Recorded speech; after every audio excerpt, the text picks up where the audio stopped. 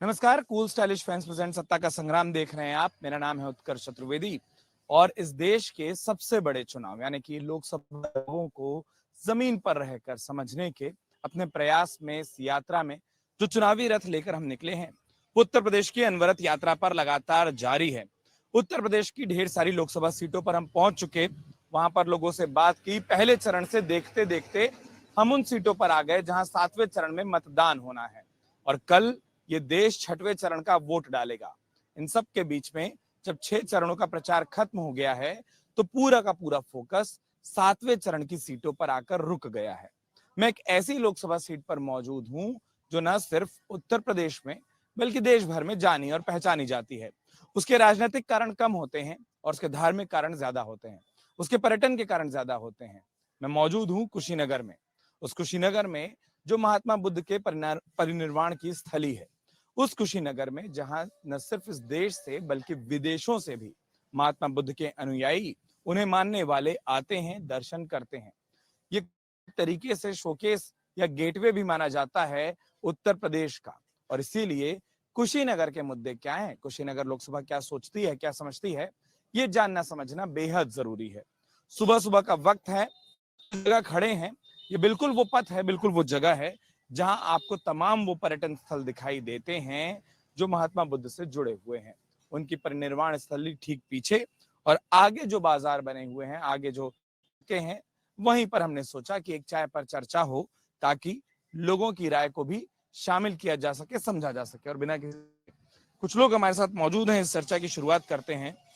आप इशारा तो उधर कर रहे हैं लेकिन एक बहुत सही पॉइंट आपने कहा था इस चर्चा की शुरुआत से पहले, और मैं चाहता हूं कि वैसे ही मुद्दों से बात शुरू हो कि कुशीनगर के रहवासी के तौर पर कौन से ऐसे मुद्दे, कौन सी ऐसी चीजें हैं, कौन से ऐसे सवाल हैं सियासत के दौर में आप लोगों को लगता है कि जिन मुद्दों पर सरकार को ध्यान देना चाहिए। सरकार को तो बेरोजगारी, महंगाई पर ध्यान विशेष देना चाहिए। जनता तो अपना अधिकार दे देती है और वहां जा करके सब लोग भूल जाते हैं कि हमको क्या करना चाहिए। चुनाव आता है तो बड़े बड़े जुमलाबाजी करते हैं कि मैं भारत को इतना आगे बढ़ाऊंगा, ये करूंगा, विकास की पूरा गंगा बहा देते हैं। चुनाव जो ही बीत जाता है, लोग चले जाते हैं तो आम समस्या को भूल जाते हैं और अपने समस्या पर लोग जूझ जाते हैं। धीरे धीरे जनता इस बात को समझ गई है कि मुझे क्या करना चाहिए और क्या नहीं करना चाहिए। इस समय लोग बहुत समझदार हो गए हैं और किसी का जुमलाबाजी अब चलेगा नहीं। लोग अपना बहुत सोच समझ के वोट करने जा रहे हैं, बहुत अच्छे तरीके से वोट करने जा रहे हैं और अपना प्रतिनिधि बहुत अच्छे तरीके से चुनने जा रहे हैं। क्या नाम हुआ आपका?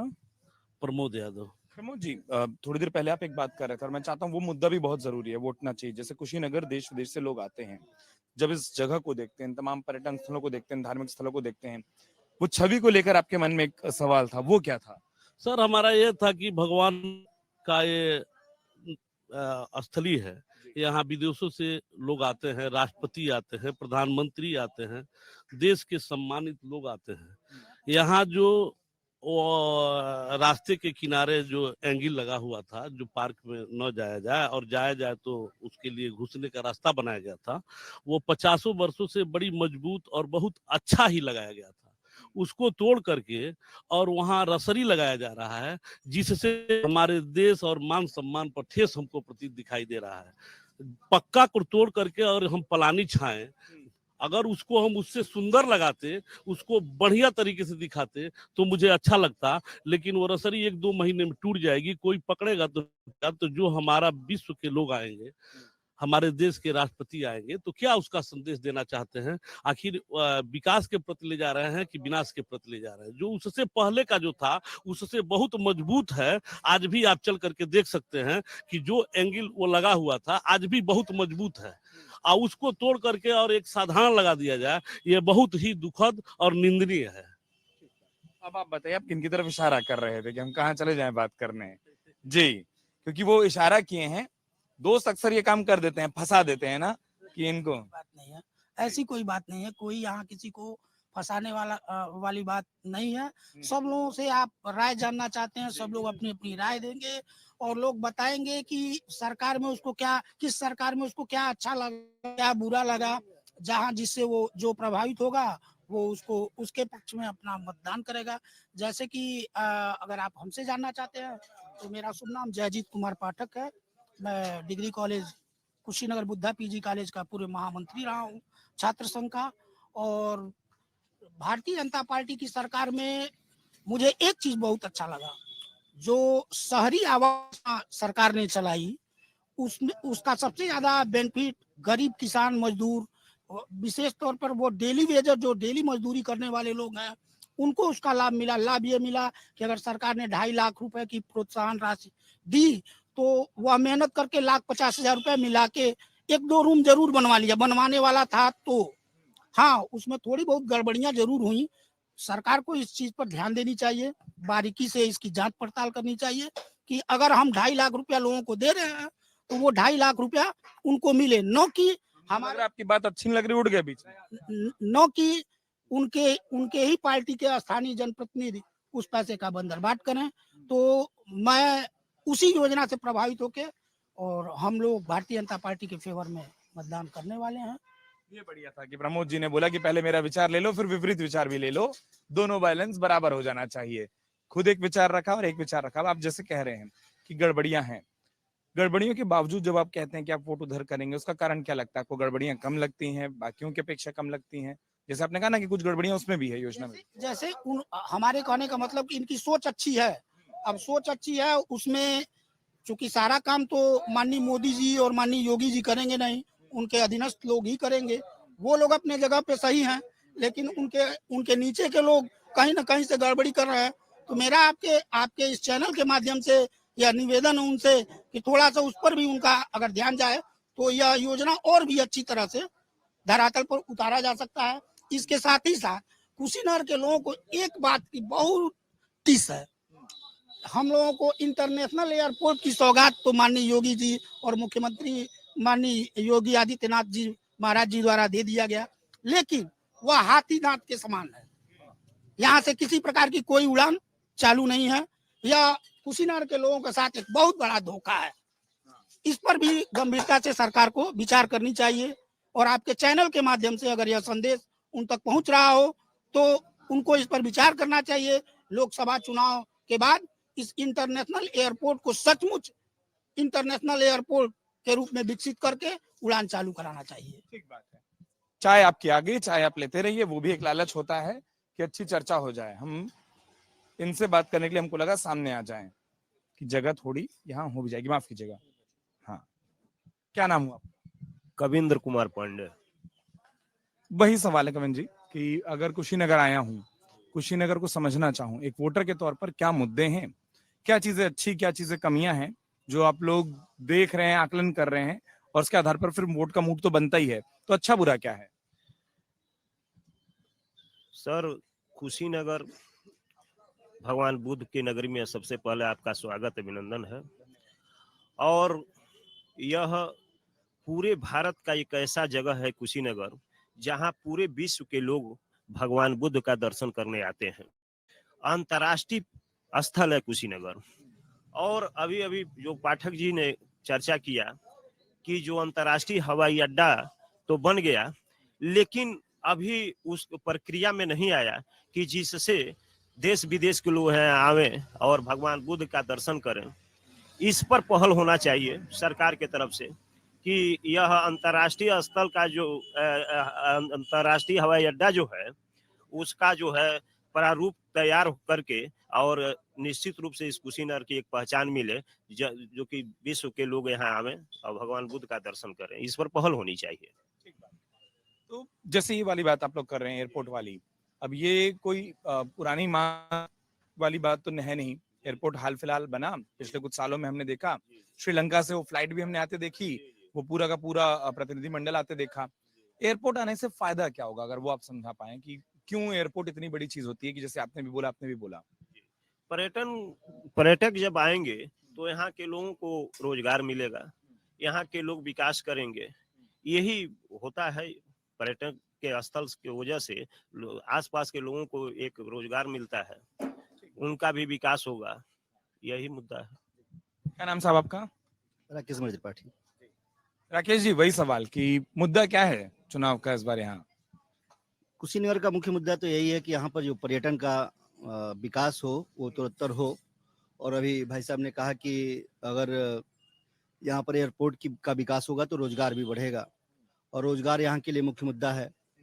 और कहीं न कहीं रोजगार चहुमुखी विकास होगा रोजगार के क्षेत्र में। जो यहाँ पर होटल के विकास होंगे, जो लोगों के लिए जो टैक्सीज हैं, और अन्य क्षेत्रों में भी विकास होगा।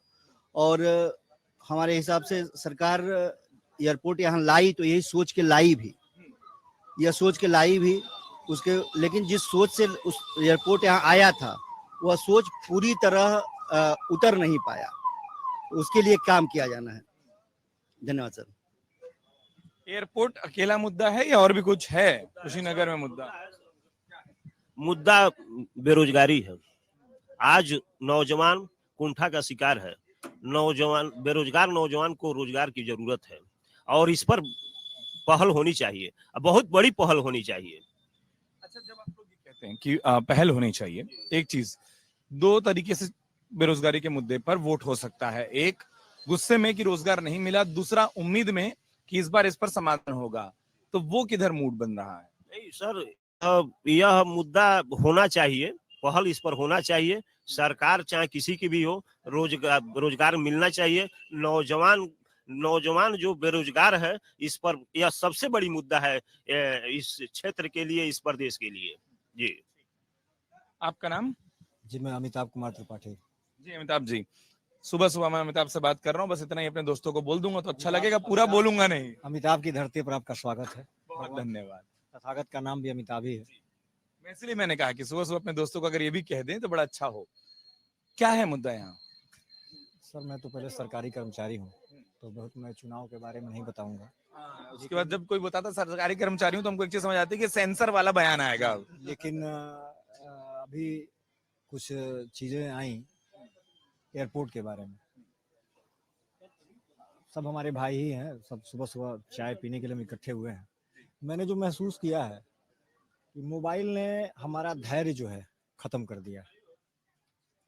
जब कोई परियोजना आती है तो परियोजना की जब घोषणा होती है तो परियोजना सरपट दौड़ने नहीं लगती।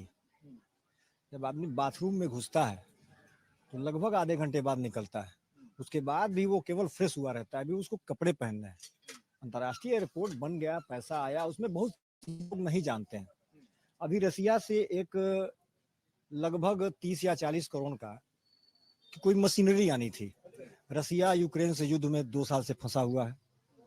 अभी मुश्किल से 1 महीने पहले वो आया है। वो रात को चल सकने वाली, ताकि रात को जो हवाई जहाज चलते हैं वो आसानी से उतर सकें, वो सिस्टम हमारे पास अभी आया नहीं। सरकारें जब कोई परियोजना लाती हैं तो धीरे धीरे पता चलता है ना कि कहाँ कहाँ क्या कमी है। अभी तो 21 एकड़ जमीन कम थी, वो सरकार ने फिर दोबारा खरीद के दिया। जो अथॉरिटी ओके करती है उसने कहा नहीं कुछ कमियां हैं, तो इन कमियों को दूर करने के बाद ही उड़ान शुरू हो। हमारा क्या है कि हम पैसा देखने के बाद परेशान हो जाते हैं कि उड़ान चालू हो। हाँ, एक मुद्दा मैं बताऊंगा कि अब मैं राजनीति पे चर्चा तो नहीं करूंगा। मैं माननीय प्रधानमंत्री जी की बड़ी इज्जत करता हूँ। अकेले हैं, विवाह नहीं हुआ है। मैंने राजनीति विज्ञान में पढ़ा है कि अविवाहित राजा सन्यासी की तरह होता है और सन्यासी पिता की तरह होता है। अच्छा काम कर रहे हैं अंतर्राष्ट्रीय स्तर पे। जब किसी के बारे में आपको तुलना करनी हो, जैसे आप खड़े हैं तो आपके बारे में मुझको कुछ कहना हो, तो आपका चश्मा भी अच्छा लग रहा है, आपके बाल भी अच्छे हैं, आपकी ये तौलिया भी अच्छी है। आपके व्यक्तित्व में कई ऐसी चीजें हैं जो मिलके आपके व्यक्तित्व को गढ़ेंगे। तो केवल स्थानीय मुद्दे नहीं है, राष्ट्र के अंदर क्या हो रहा है, राष्ट्र के बाहर क्या हो रहा है। अब जो लड़के यूक्रेन में फंसे थे, उन्होंने बताया कि उनसे कहा गया कि आपके बस में किसी भी देश का नागरिक हो, बस उस पे तिरंगा झंडा हो, ऊपर से बम नहीं गिरेंगे। तो यहाँ का प्रधानमंत्री और एक युद्ध आधे घंटे के लिए रुकवा देता है, बसें निकल जाती हैं। हाँ, लेकिन एक चीज है कि प्रधानमंत्री बहुत पहले आए थे तो उन्होंने चीनी मिल की बात कही थी। 2 मुद्दे मैं मांग करना चाहूंगा सरकार से कि पडरौना का चीनी मिल इसलिए चल जाए कि ये चीनी का कटोरा कहा जाता है। यहाँ चाय की दुकानों पे तो हमारे जैसे लोग आके इनको तो पैसा दे देते हैं, लेकिन किसान चीनी मिल का इंतजार करता है। दूसरी बात, कुशीनगर अंतर्राष्ट्रीय जगह है सर, और रेलवे की कनेक्टिविटी हो नहीं पा रही है।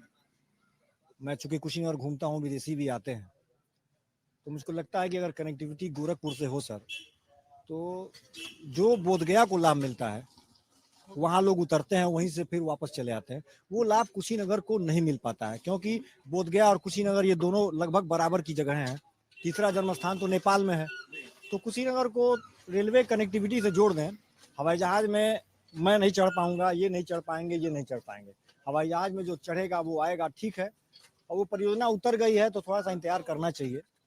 हालांकि ये दबाव समूह की तरह से ये काम करते हैं, लोगों को बोलना भी चाहिए, लेकिन थोड़ा इंतजार भी करना चाहिए और मिल, ये मैं चाहूंगा। दूसरी बात, एक मैं अपनी तरफ से चाहूंगा, सामने सर पथिक निवास है, उसकी सुंदरता देख लीजिए और इन दुकान की सुंदरता देख लीजिए। मैं ऐसे बहुत से विदेशियों को जानता हूं जो आते हैं तो इन चाय की दुकानों पे ही बैठ के इस चाय के माध्यम से भारत को, भगवान बुद्ध को और बौद्ध दर्शन को और यहाँ के ऐतिहासिकता को पढ़ने का प्रयास करते हैं। यहाँ की पकौड़ी में देखते हैं वो, और बहुत सी ऐसी योजनाएं हैं, प्रो पुअर टूरिज्म या कई ऐसी योजनाएं हैं कि दुकानदारों को सरकार अपनी तरफ से पैसा मुहैया कराती है, वो कहीं जमीन पे उतर नहीं पा रही है। सरकार पैसा बहुत दे रही है, बहुत दे रही है, बीच में कहीं गड़बड़ है। अब वो पैसा इनको मिलता, अगर 2 लाख रुपया हमको किसी ठेकेदार को मिलने से बेहतर है कि इनको मिलता, इनसे कहा जाता कि भैया ये 2 लाख रुपया ले लो, ये आपसे वापस नहीं लिया जाएगा, अपनी दुकान थोड़ी सुंदर तरीके से बना दो। अब ये बेचारे बना नहीं पाते हैं। हमारे यहाँ आदमी भाषण बहुत देता है, हम गंदे इतने हैं कि ये देश का प्रधानमंत्री झाड़ू लगा रहा है, देश उत्तर प्रदेश का मुख्यमंत्री झाड़ू लगा रहा है। मैं सरकारी कर्मचारी हूँ, पुरानी पेंशन को लेकर मैं सरकार से एकदम मुखर हूँ, मैं तो लड़ता हूँ, मेरा मन कर रहा है कि सरकार मुझको पेंशन नहीं दे रही है, मैं कहाँ जाकर रोऊं, लेकिन फिर भी सरकार अच्छा काम कर रही है तो कहीं ना कहीं बड़ाई भी करनी पड़ेगी और विरोध भी करना पड़ेगा। मुख्यमंत्री जब पहली बार जा रहा है तो अपने मंत्रियों से पोछा लगवा रहा है कि बैठने के पहले सफाई करो, और लोग यही पान खा के थूक दे रहे हैं। तो मैं लोगों से भी कहूंगा, यार मांगने के पहले अपने दायित्व को समझो, कर्तव्य के पहले, अधिकार के पहले कर्तव्य आता है, थोड़ा साफ सफाई रखो। बाकी जो अच्छा काम करेगा, जो अच्छा काम कर रहा है वो तो जीतेगा ही, अच्छे आदमी को जीतना भी चाहिए। आपका फिर एक बार मैं कुशीनगर में स्वागत कर रहा हूँ। बहुत शुक्रिया। और अमिताभ जी ने जब हमारे क्रम में चश्मे से लेकर गमछी तक की तारीफ कर दी थी तो हमको लगा बहुत इत्मीनान से इनको सुना जाए, इतनी तारीफें जाए तो दिन बन जाता है, लेकिन कुछ और लोग मौजूद हैं, हमको लगा हाँ हाँ वही आप, हम बोल रहे हैं ये बेंच इशारा करने वाली बेंच है, हमको बता रही है कहाँ कहाँ जाकर बात करना है। चलिए, जहां जहां चाय नहीं है वहां पहुंच गए कि चाय आते रहेगी, दो हम मार लेंगे इस बहाने। क्या है साहब कुशीनगर का मुद्दा? कुशीनगर का मुद्दा जो है, मतलब राष्ट्रीय स्तर से लेके जिले के स्तर और स्थानीय स्तर पर अगर हम बात करें कुछ प्रमुख मुद्दों की, तो राष्ट्रीय स्तर का मुद्दा तो सबसे बड़ा ये है कि हिंदुत्व का उदय है, ये बहुत अच्छे से हो भी रहा है, लेकिन जन्मगत ऊंच नीच का भेदभाव जो हिंदुत्व की कमजोरी का सबसे बड़ा कारण था, उसकी समाप्ति पर या उसके विरुद्ध कानून बनाने पर कोई ध्यान नहीं है। एक कानून ऐसा बनना चाहिए कि जन्मगत ऊंच नीच किसी भी लेवल पर हो, चाहे वो जाति व्यवस्था के मामले में हो और चाहे आधुनिक जो वर्ग व्यवस्था है, जो उच्च वर्ग जो है और जो निम्न वर्ग की खाई बढ़ रही है, और निम्न वर्ग के लोग जो हैं उच्च वर्ग के सदस्य बनने की जो शर्तें हैं वो इतनी महंगी हैं कि वो और निम्न बनते जा रहे हैं और उच्च बनते जा रहे हैं। तो ये वर्ग व्यवस्था भी और जाति व्यवस्था में भी जो जन्म के आधार पर ऊंच नीच है, इस पर सरकार का ध्यान कम है, बल्कि हम तो ये मान रहे हैं कि नहीं है।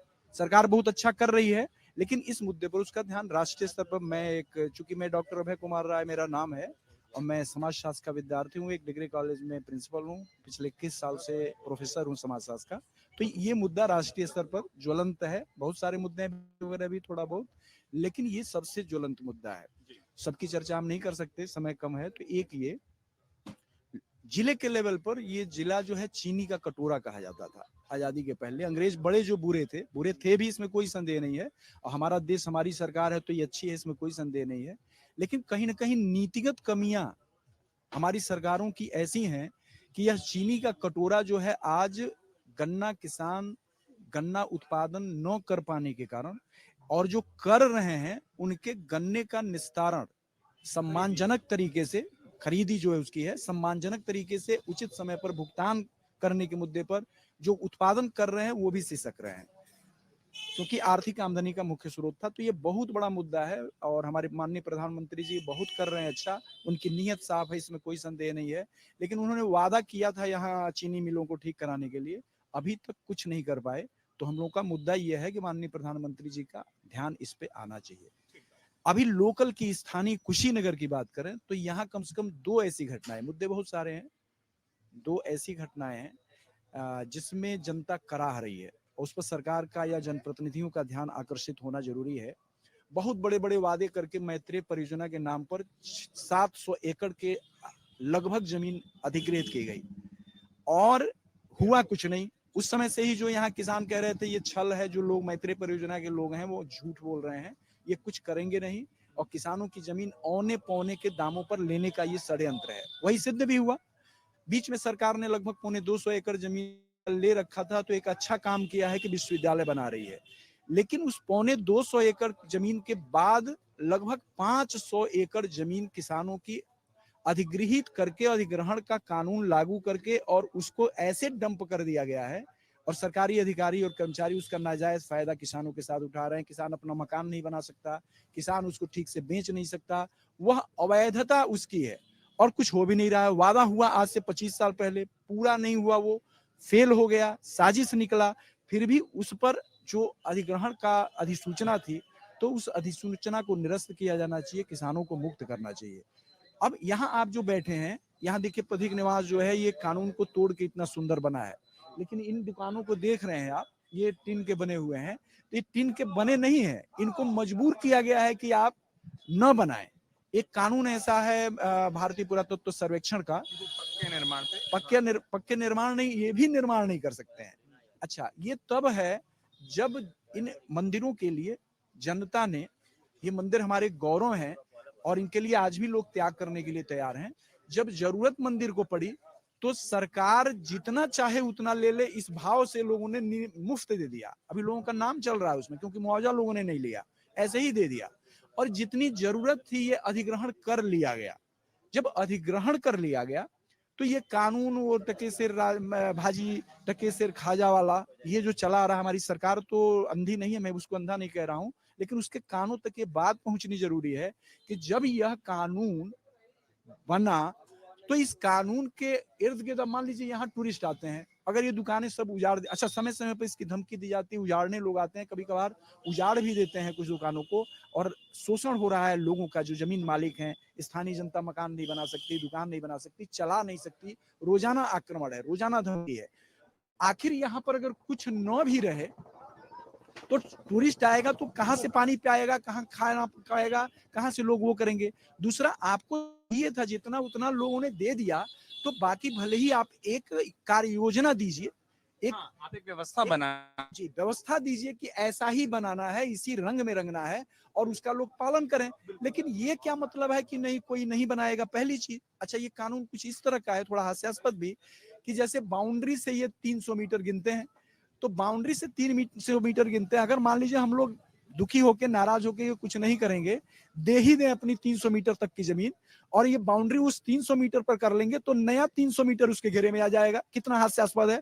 अब नया 300 मीटर जो है उस पर ये कानून लागू हो जाएगा, यानी कोई तर्क नहीं दिख रहा है। अगर वो 300 मीटर वाले भी दे दें और बाउंड्री ये कर लें, तो नए 300 मीटर, तो कोई तर्क तो दिख नहीं रहा है। टकेसर भाजी, टकेसर खाजा, अंधेर नगरी अंधार राजा। तो हमारे प्रधानमंत्री जी अंधे नहीं है, वो बहुत संवेदनशील हैं। हमारे सांसद महोदय भी बहुत उसमें साथ दिया, उन्होंने बार बार साथ दिया और किया। लेकिन कुछ गैप ऐसा हो जा रहा है मशीनरी का, मुख्यतः नौकरशाही का, वो व्यवस्था बननी चाहिए। जी वो बननी चाहिए। ये 2-3 मुद्दे थे। अंतरराष्ट्रीय एयरपोर्ट प्रधानमंत्री जी ने बनवा दिया, हमारे सांसद जी ने बहुत प्रयास किया और बन गया, बहुत बहुत धन्यवाद है। लेकिन संचालित हो, इस पर भी ध्यान केंद्रित होना चाहिए। धन्यवाद। अब जैसे बखूबी, और यही होता है कि जब आप शिक्षकों से बात करिए ना, जब आप तमाम चीजें विस्तार से मिल जाती हैं। क्या नाम साहब आपका? मेरा नाम प्रभुनाथ सिंह है। रघुनाथ जी, मुख्यतः मुझे लगता है कि तमाम बड़े मुद्दों पर बात आ गई, लेकिन थोड़ा सा अगर मैं ये समझूं कि आप लोगों का मूड क्या बनता है, मुद्दों के पूरे या कामों के ना होने से निराशा या उम्मीद ज्यादा है कि नहीं ठीक है कुछ कमियां हैं, हम उठाएंगे तो यही सुनवाई होगी? अभी राय साहब ने सारी मुद्दों को विस्तार से रखा। बस मेरा एक ही कहना है कि माननीय मोदी जी और माननीय योगी जी के द्वारा आज समाज में भय मुक्त समाज की स्थापना हुई है, जिससे लोग आज स्वच्छंद होकर जी रहे हैं। रोजगार आएगा और जाएगा, आएगा ही, दिन पर दिन प्रगति का काम चलता ही रहता है। लेकिन आज सबसे बड़ी चीज है भय मुक्त समाज की स्थापना, ये उनको द्वारा स्थापना हुई है। हम उनके साथ है, हम कमल को फूल को वोट देकर के विजयी बनाएंगे। इतना साफ कोई बता दे तो उसके बाद बहुत सारे क्रॉस क्वेश्चन की जरूरत होती नहीं है। क्या नाम हुआ आपका? गोविंद पटेल नाम है हमारा। गोविंद जी, कई सारे मुद्दों की बात आ गई, वही पूछूंगा। कुशीनगर के मतदाता के तौर पर क्या चीजें सोच रहे हैं वोट देने से पहले, दिमाग में क्या है? देखिए सर, अभी तो 10 साल ईमानदार सरकार के नाम पर लोगों ने वोट दिया। आपने अपने आप को ईमानदार सरकार साबित करने के लिए लोगों के बीच आए। लेकिन आप बताइए, महंगाई इतनी चरम सीमा पर, जिस समय पिछली सरकारें थी 10 साल पहले, कच्चे तेल का दाम 145 से $160 पर बैरल था। तो 60 और 70 के बीच में 67-65 यही चलता था। आपने पूरा पावर कंपनियों को दे दिया। क्या मतलब है इसका? पूरा पावर आप क्यों कंपनियों को दे रहे हैं? जब आपको गद्दी पर बैठाया गया, देश की गद्दी पर बैठाया गया है, क्यों पूरा कंपनियों को पावर देते हैं? जो कि $45 से $60 पर बैरल कच्चा तेल आया था, तेल गया 110 रुपये। और 10 साल में बेरोजगारी, कौन पढ़ाएगा अपने बच्चों को पैसा लगा कर? पढ़ाई में कितनी पैसे लग रहे हैं? एक आम जन से पूछ, पैसा वो तो कहीं विदेशों में पढ़ा लेगा। पढ़ाई पर इतना पैसा लगा करके और लोग अपने बच्चों को बेरोजगार घूमते हुए देखें, क्या मतलब है इसका? तो महंगाई, बेरोजगारी ये पहला मुद्दा है। और क्या पूछना चाहेंगे आप बताइए? अब इसी मुद्दे पर आपको लग रहा है कि वोट होता दिखाई दे रहा है, या आखिर में वोट जहां पर इन्होंने शुरू किया था? कोई बोलता है कि जब इस पूरे इलाके में घूमो, खासतौर पर पूर्वांचल के इलाकों में घूमो, तो कागज कलम पकड़ो, बिरादरियां लिखो और समीकरण समझ आ जाता है। मुद्दों पर वोट होता दिखाई देता है कि आखिर में जब वोट का दिन आता है, 1 तारीख आएगी, तो दिमाग में समीकरण ज्यादा आ जाता है मतदाता के। देखिए, समीकरण अलग चीज है, अब मुद्दे अलग चीज है, ठीक है। उस तरह तो इस देश की बताता हूँ साहब, कई सारे चुनाव हम लोग जब जमीन पर कवर करते हैं, मुद्दों की बात हमेशा सुनते हैं, फिर परिणाम देखते हैं, तो कई बार ऐसा लगता है कि मतदाता मुद्दों पर बोलता है पर वोट नहीं करता है। देखिए, कुछ लोग हैं बहकावे में आ जाते हैं, आज हम कुछ कहेंगे और कल किसी के बहकावे में आकर किसी को वोट दे देंगे। ऐसे लोग बहुत हैं, पहला नंबर। और दूसरा नंबर, चेंज होना चाहिए। और तीसरा नंबर की इतनी तानाशाही, आपके खिलाफ हम बोलेंगे तो हमको जेल में डाल दिया जाएगा। जैसे दिल्ली के अगर देख लिया जाए, केजरीवाल मान लेते हैं बेईमान है, अगर बेईमान होते हुए भी लोगों को शिक्षा फ्री, बिजली फ्री, पानी फ्री, आप ईमानदारों को काम क्यों नहीं करते हैं? आप तो पूरे केंद्र से लेकर और राज्य, पूरे भारत में लगभग 70-80% आपका सत्ता है। आप भी करिए वो काम, आप ईमानदार होकर वो काम करिए, लोग को शिक्षा फ्री कर दीजिए, बिजली पानी फ्री कर दीजिए। वो बेईमान होकर कर रहा है, आप क्यों नहीं कर रहे हैं बताइए? ये तकलीफ की बात नहीं है, उसके बावजूद भी उसको जेल में। कौन नेता क्या नाम है कि लोग, देखिए, समाज सेवा के लिए गद्दी पर नहीं बैठते हैं, सब लोग भ्रष्ट हैं, लगभग 99% लोग भ्रष्ट हैं। आज चुनाव लड़ रहे हैं तो एक मारुति नहीं है, चुनाव जीतने के बाद MBW से चल रहे हैं, BMW से चल रहे हैं, फॉर्च्यूनर से चल रहे हैं। एक जिसके पास गाड़ी नहीं, उसको 2500 गाड़ियां हो जा रही है, करोड़पति हो जा रहे हैं। उसके बाद एक छोटी सी नौकरी थी आर्मी की, जो गरीबों की नौकरी मान लिया जाए, उसको आपने 4 साल कर दिया। 4 साल के लिए कौन तैयार? वो भी गोली से मार, कौन नहीं जानता है कि गोली से मरते हैं लोग, फौजी लोग। वो गोली से मारा जाएगा, सही का दर्जा नहीं देंगे, क्या मतलब? पिछली सरकारें बहुत बेईमान थी, सब लोगों को पेंशन मिलता था, आज ईमानदारी में किसी को पेंशन नहीं मिल रहा है। आए और हर चीज पर टैक्स वसूला जा रहा है, खाने पीने से लेकर के कितनी टैक्स। हमारा उम्र लगभग 50 साल हो गया, इतना टैक्स नहीं वसूला जाता था। टैक्स से छोटे मोटे व्यापारी एकदम त्रस्त हैं, छोटे मोटे उद्योग एकदम मट्टी में मिल गए। क्या करेंगे आप? क्या करेंगे आप बताइए? रोजगार मिलेगा नहीं, नौकरी मिलेगी नहीं, रोजगार करेंगे उसको भी टैक्स से इतना दबा दिया जाएगा। जो रुमाल आपका पहले अगर 50 रुपया मिलता था, 28 पैसे टैक्स जोड़ लीजिए, सीधे 60-70 रुपया हो गया। और ही महंगा लिया। टैक्स का तो कोई सीमा ही नहीं है। जो मैन्युफैक्चर हैं वो भी टैक्स दे रहे हैं, उससे जो खरीद के ला रहा है वो भी टैक्स ले रहा है, उससे हम खरीद के ला रहे हैं तो हम भी टैक्स का कोई मानक ही नहीं है। टैक्स का कोई मानक नहीं है।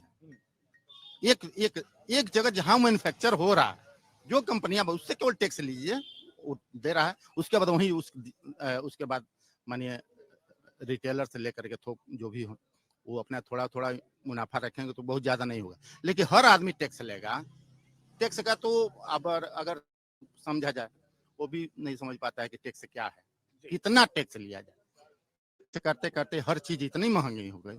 आप बताइए, खाने पीने का तेल लगभग 90 रुपए 100 रुपया था, आज 170 रुपया दूना, 10 साल में दूना। सोने पर इतना टैक्स लगा दिया गया, आज 75,000 के पार चला गया है। अब आप बताइए।